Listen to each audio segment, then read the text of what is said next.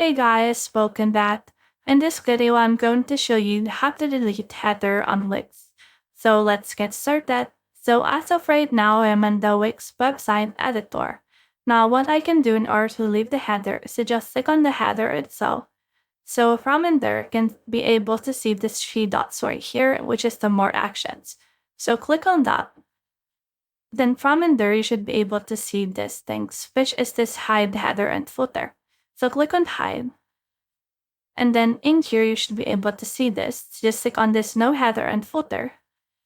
Once you have done that, we will have this thing right here, which have no header or website in here.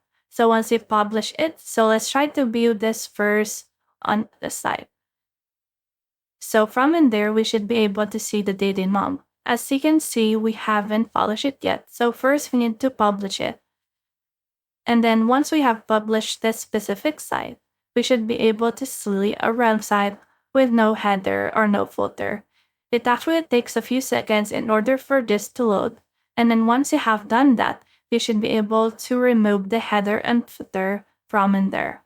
So that's the whole process. I hope this video helped you to delete header on Wix. If you have found this video helpful, simply leave a like below or subscribe because it helps to reach more people. See you soon!